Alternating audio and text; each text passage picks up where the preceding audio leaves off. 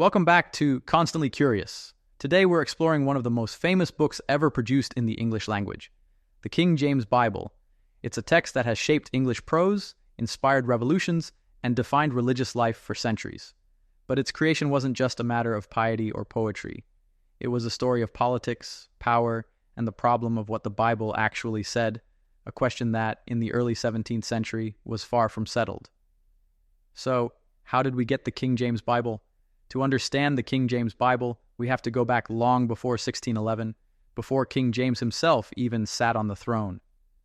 By the late Middle Ages, the Bible in the West existed almost entirely in Latin, the Vulgate, translated by Jerome around the year 400.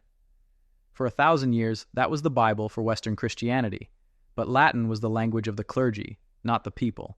If you were an English peasant in the 1300s, Scripture wasn't something you could read, it was something you heard, filtered through priests, liturgies, and sermons.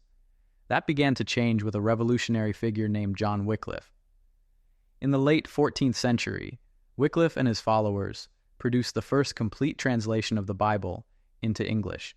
They didn't have the Hebrew or Greek manuscripts that scholars would later use. They worked from the Latin Vulgate, but the goal wasn't linguistic precision. It was accessibility. To Wycliffe, Scripture belonged to the people, not to the church hierarchy. That was a dangerous idea. His translations were banned, his followers persecuted, and after his death his bones were dug up and burned, symbolic punishment for his heresy. Still, the spark was lit. The Bible could be English. A century later, Europe was in turmoil. The Protestant Reformation had begun. Martin Luther's translation of the Bible into German in 1534 showed what was possible when ordinary believers could read Scripture for themselves. Enter William Tyndale, the man who would do for English what Luther did for German. Tyndale was a gifted linguist, educated at Oxford and Cambridge, fluent in Hebrew, Greek, and Latin. He wanted to translate the Bible from the original languages, not the Latin Vulgate. He once told a cleric that if God spared his life, he'd make it possible for a plowboy to know more of the Scriptures than the priest himself. In 1526, Tyndale published his English New Testament, translated directly from Greek. It was printed on the continent and smuggled into England, where it was banned and burned. Still, it circulated widely, and for that, Tyndale paid dearly. Betrayed, captured, and condemned for heresy, he was strangled and burned at the stake in 1536. His last words, according to tradition, were, "Lord, open the King of England's eyes," and in a sense, that prayer was answered. In the years after Tyndale's death, English Bibles began to multiply. The Coverdale Bible, the Matthew Bible, the Great Bible, and eventually the Geneva Bible, produced by English exiles in Calvin's Geneva in 1560. The Geneva Bible was enormously popular, accessible, readable, and filled with marginal notes that reflected Protestant theology and, at times, anti-monarchical sentiment. That made it politically inconvenient. When James VI of Scotland became James I of England in 1603, he inherited not just a kingdom, but a deeply divided religious landscape. At the Hampton Court Conference in 1604, Puritan leaders petitioned him to reform the Church of England. James wasn't interested in most of their requests, but one idea did appeal to him: a new, authorized translation of the Bible, one that would unify his realm and, importantly, avoid the politically charged notes of the Geneva Bible, and so the King James Bible was born. King James appointed a committee of about 50 scholars and clergy, divided into 6 companies across Westminster, Oxford, and Cambridge. Each group was responsible for a portion of the Bible, the Pentateuch, the Gospels, and so on. Their instructions were clear. They were to revise existing English translations, especially the Bishop's Bible of 1568, but also consult earlier versions like Tyndale's and the Geneva Bible. They were told to use language that was dignified and majestic, suitable for public reading in church. Each passage was translated, reviewed, debated, and polished through multiple rounds of scrutiny. This wasn't the work of one inspired genius, but of a scholarly orchestra, disciplined, methodical, and deeply aware that they were crafting something for posterity. The result was published in 1611, the Holy Bible, containing the Old Testament and the New. We call it the King James Version. At first, the King James Bible wasn't an instant success. The Geneva Bible remained beloved for decades.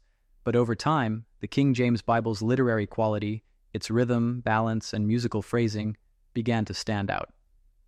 The translators had aimed for beauty and solemnity. You can hear it in lines like, "In the beginning, God created the heaven and the earth," or, "Yea, though I walk through the valley of the shadow of death, I will fear no evil."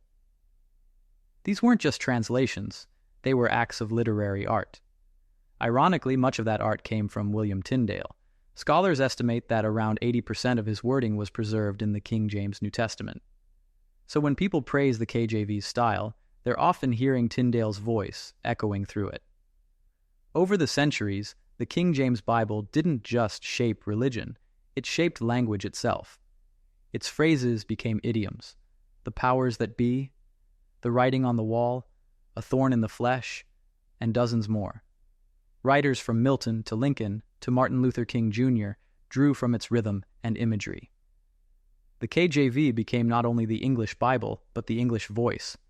From a modern scholarly perspective, the King James Bible also reflects the limitations of its time. The translators had access to relatively few biblical manuscripts, none earlier than the 12th century for the New Testament.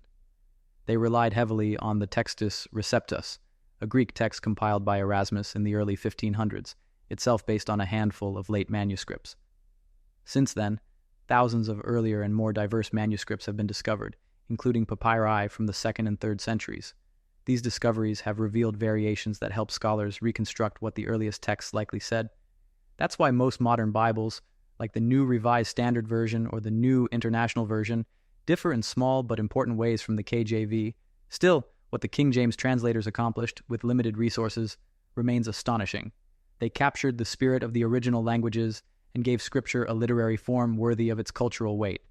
Of course, the King James Bible was as much a political act as a spiritual one. It asserted the authority of the English crown over the English church. It standardized religious language in a way that reinforced unity, but also conformity. Yet that same book would later inspire dissenters, revolutionaries, and reformers. It was read by the Puritans who sailed to America, by abolitionists who challenged slavery, by preachers of revival and prophets of justice. It was born in the service of monarchy, but it became the language of liberty. 4 centuries later, the King James Bible remains one of the most read, quoted, and admired texts in the English-speaking world. Even as newer translations appear, it continues to resonate, not because it's the most accurate, but because it speaks with a voice that feels timeless. It stands at the crossroads of faith, language, and history, a monument to the human effort to capture divine words in human speech. Behind its stately language lies a story of courage, conflict, and conviction. From Wycliffe's heresy to Tyndale's martyrdom to a king's political calculation, all culminating in a book that would outlive them all. So the next time you hear those sonorous lines, "Let there be light," or "In my Father's house are many mansions," remember that those words are not just echoes of heaven. They're the product of history, of translators and kings, of manuscripts and motives, of human hands reaching toward the divine. Thanks for listening. Please subscribe to learn more, and as always, stay curious.